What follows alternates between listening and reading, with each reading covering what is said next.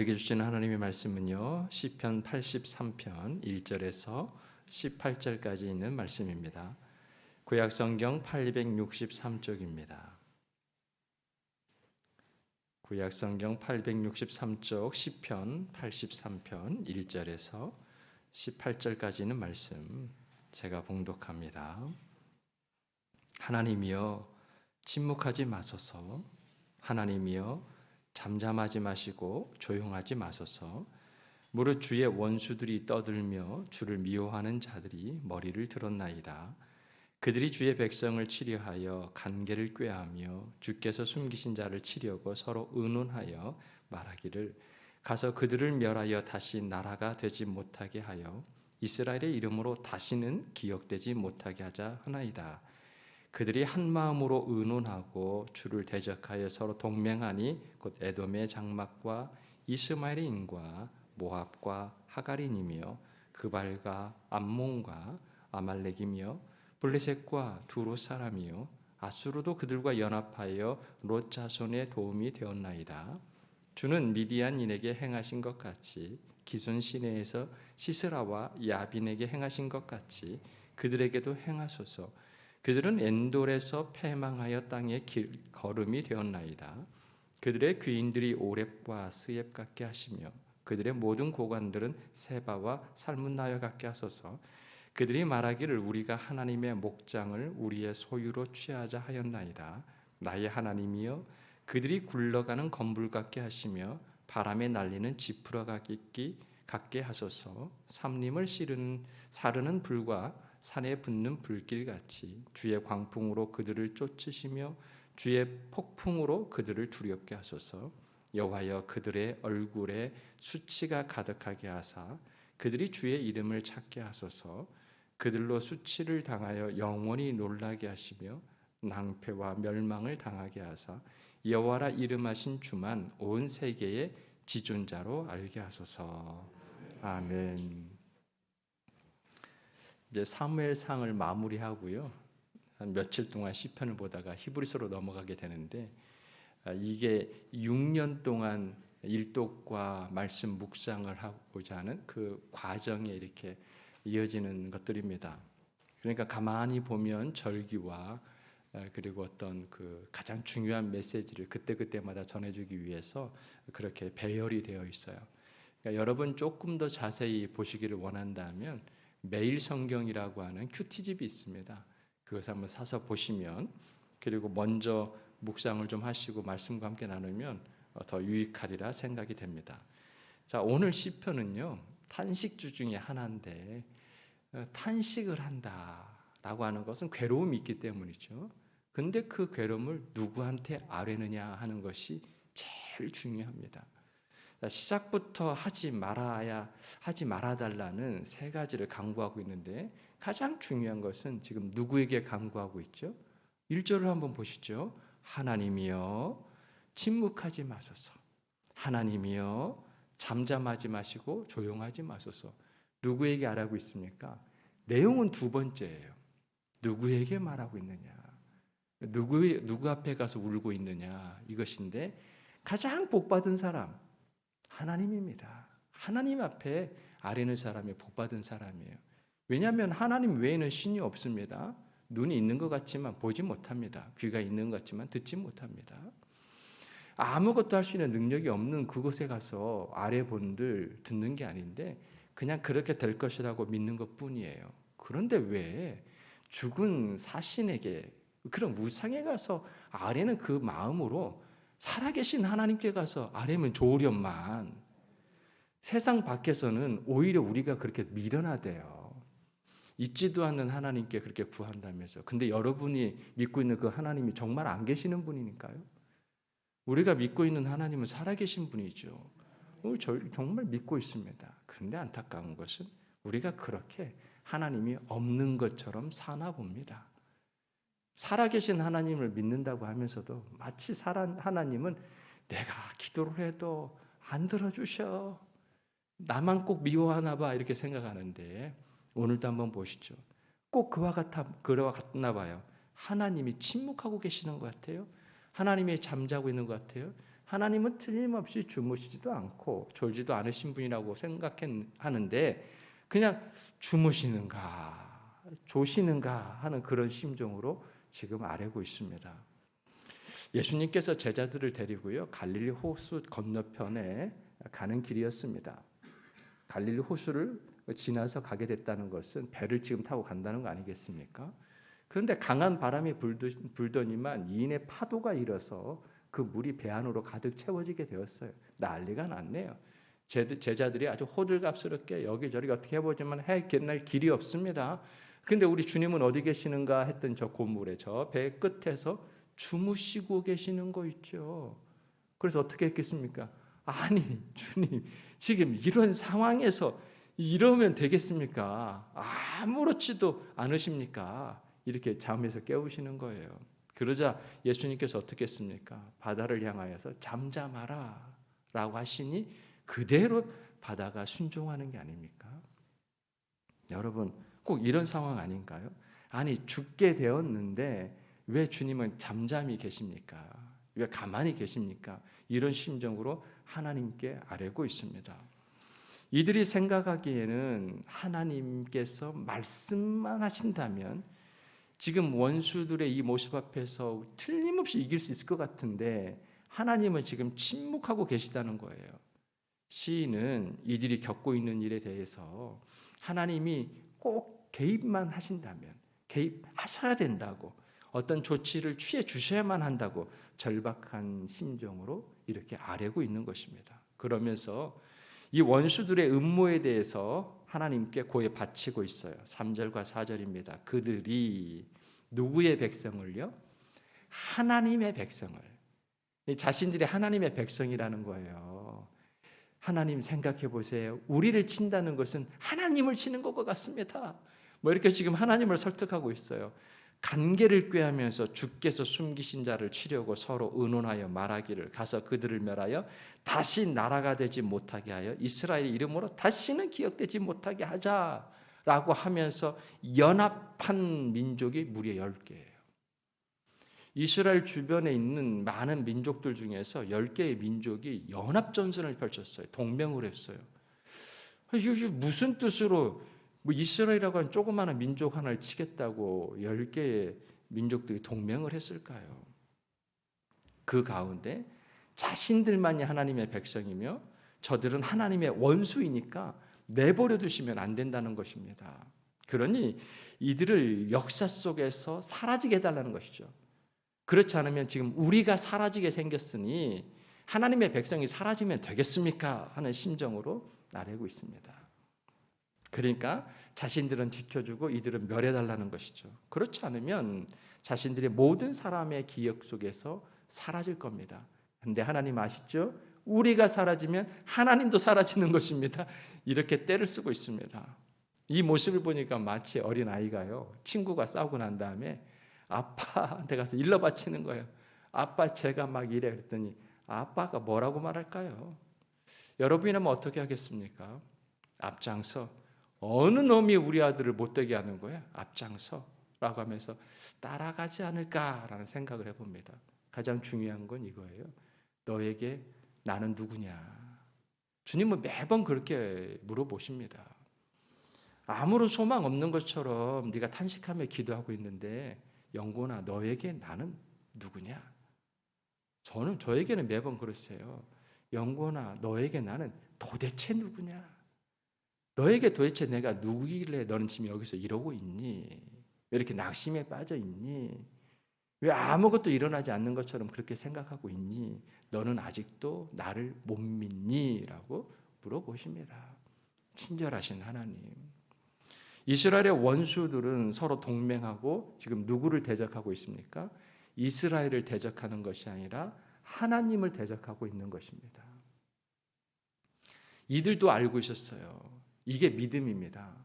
우리를 치려고 그런 것이 아니라 우리가 믿고 있는 하나님을 치는 것이다. 성경은 동맹한 민족들을 하나하나 다 기록해 두고 있습니다. 그들이 어떤 민족인가? 첫 번째는 이스라엘 동편 요단강이 있죠. 요단강을 건너편에 있는 민족들인데 북쪽에서부터 시작을 하면 안몬과 그리고 모압과 에돔이에요. 이 세 족속이 어떤 족속입니까? 모압과 암몬은요, 아브라함의 조카 있죠. 롯의 딸에서 맺어진 족속들입니다.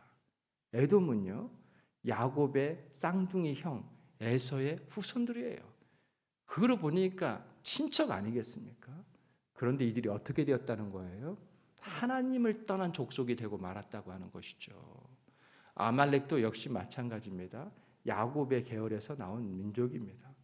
자, 이렇게 하나님을 알았던 민족이 하나님을 떠나서 하나님의 민족을 대적하는 상황이 되었으니 하나님은 누구를 대적하겠습니까? 성경에 말씀하십니다. 겸손한 자는 하나님께서 은혜를 베푸시지만 하나님 앞에서 교만하는 자, 즉 대적하는 자, 하나님을 대적하는 자는 내가 그를 대적할 것이라고 말씀하고 있어요. 자, 후손들은요, 이렇게 하나님의 말씀과 이야기들을 쭉 보면서 이런 하나님이구나라는 걸 알게 되고 그와 같이 간구합니다. 우리가 성경을 알아야만 하고 또 이렇게 예배 시간에 말씀을 듣는 이유는 이런 것입니다. 여러분도 모르는 사이에 여러분이 알고 있는 말씀이 혹은 들었던 말씀이 기도 중에 튀어나와요. 그 말씀이 나로 하여금 내 마음을 지키시고 그리고 하나님의 안목으로 바라보게 됩니다. 말씀을 부여잡고 기도하는 것처럼 능력이 없습니다. 하나님 이러셨잖아요. 나를 대적하는 자를 아버지 안에 막아주십시오. 저들은 하나님을 대적하는 자들입니다. 보십시오. 하나님을 떠나서 일단 하나님을 인정하지 않습니다. 그리고 하나님께서 말씀하신 계명 있죠. 나 외에 다른 신을 두지 말라고 했던 그 신을 만들어 놓고 그것을 경배하는 것이 지금 이스라엘 대적하고 있는 10개의 민족이에요. 이러한 상황 속에서 과거에 하나님께서 이스라엘 백성들과 함께 했던 것처럼 우리와도 함께 해달라고 이야기하는데 사사시대에 있었던 몇 가지 전쟁 중에 하나님께서 개입하셔서 승리했던 그것을 이야기하는데 그게 9절이에요. 주는 미디안인에게 행하신 것 같이 기손 시내에서 시스라와 야빈에게 행하신 것 같이 그들에게도 행하소서. 그러니까 많은 전쟁이 있었는데 아주 특별한 전쟁, 도무지 이길 수 없는 전쟁 가운데서 하나님이 이기게 하셨던 것을 기억해 달라는 거예요. 그 하나님이 우리에게도 함께 해달라는 것이죠. 여러분 사사 기드온을 기억하시죠? 기드온이 어땠습니까? 하나님이 부르사 사사가 되었는데 전쟁이 일어났어요. 그 당시에 13만 5천 명이라고 하는 미디안 군대와 연합군을 펼쳐가지고 이스라엘 치겠다고 왔습니다. 이걸 어떻게 대적합니까?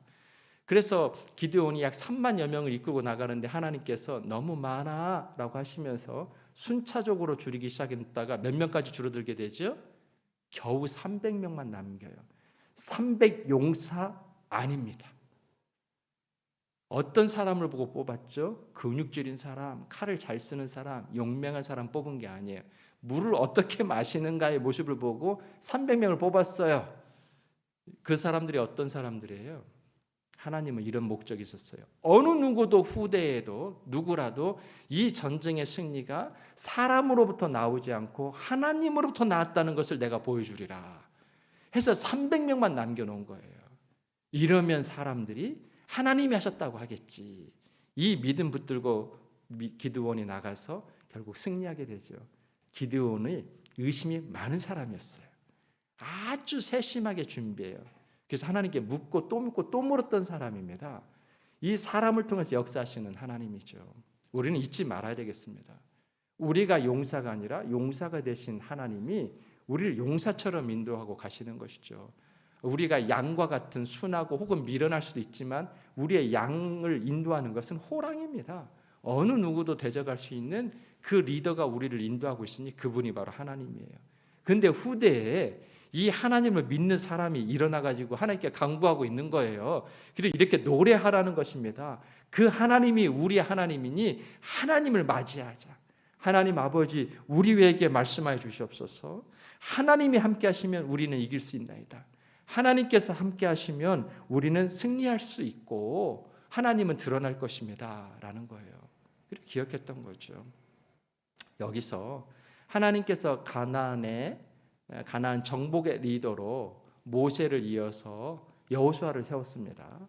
그리고 모세의 그 말씀과 그 하나님께서 함께 하심을 계승시켜줘요. 그리고 하나님께서 여호수아를 부릅니다. 그리고 이렇게 말씀하시죠. 강하고 담대하라. 너는 내가 그들의 조상에게 맹세하여 그들에게 주리라 한 땅을 이 백성에게 차지하게 하리라. 강하고 담대하라. 이게 무슨 뜻이에요? 오금 조릴 만큼 너희 스스로가 이길 수 없는 전쟁이라는 거예요. 이 가나안 땅 정복은 너희 스스로가 되는 게 아니다. 그렇게 마음이 두려움이 올 거다. 그때 누구를 바라보라? 강하고 담대하라 라고 말씀하셨던 여호와 하나님을 바라보라는 거예요. 강하고 담대하라 여호와를 바라는 너희들아. 이거 너무 대단하잖아요. 이 말씀이 우리에게도 선포하고 있는 겁니다. 강하고 담대하라 여호와 하나님을 믿는 너희들아. 하나님을 바라는 너희들아. 하나님을 바라고 기도하는 너희들아. 세상은 너희가 못 이긴다? 두려울 수밖에 없다? 두려움이 죄는 아니지만 그 두려움 가운데서 하나님을 바라보고 있지 않다면 그게 죄다. 오직 강하고 극히 담대하여. 믿음의 싸움이에요. 우리가 눈에 보이는 대로 보게 되면 두려움이 임하죠. 오직 강하고 극히 담대하여 나의 종 모세가 내게 명령한 그 율법을 다 지켜 행하고 우로나 좌로나 치우치지 말라. 그리하면 어디로 가든지 형통하리니 이 율법책을 내 입에서 떠나지 말게 하고 주야로 그것을 묵상하여 그 안에 기록된 대로 다 지켜 행하라. 그리하면 내 길이 평탄하게 될 것이며 내가 형통하리라. 9절 같이 한번 읽어보죠. 내가 내게 명령한 것이 아니냐. 강하고 담대하라. 두려워하지 말며 놀라지 말라. 내가 어디로 가든지 내 하나님 여호와가 너와 함께 하느니라. 아멘. 내가 너에게 명령한 거잖아. 가나안 땅은 내가 너에게 주리라고 했던 거잖아. 가나안 땅은 너희가 잘하기 때문에 너희가 잘나서 주는 땅이 아니라 그들의 죄 때문에 내가 심판을 하는 거야. 이걸 믿으라는 거예요. 그러니까 가나안 정복 전쟁은 믿음의 싸움입니다. 순종의 싸움입니다. 그럼 이 세상을 정복하고 다스리는 것은 어떤 싸움일까요? 우리가 가지고 있는 능력의 싸움일까요? 그거 아니라는 거예요. 하나님을 향한 믿음의 싸움입니다. 그리고 순종의 싸움이죠. 이 싸움이 오늘도 계속됩니다. 강하고 담대하라 주 여호와를 바라는 너희들아. 이 말씀이 여러분에게 힘이 되고 은혜가 될 수 있기를 주님의 이 마음으로 축원합니다. 하나님 아버지, 오늘 우리를 붙잡아 주시옵소서. 하나님은요, 하나님을 인정하고 의지하는 사람들을 겁나 좋아하시죠. 아버지 하나님, 그래서 십계명을 우리에게 주셨습니다. 그러시고 나시는 말씀이 나는 질투하는 하나님인즉 나를 미워하는 자의 죄를 갚되 나를 사랑하고 내 계명을 지키는 자에게는 천대까지 은혜를 베푸느니라 라고 하셨습니다.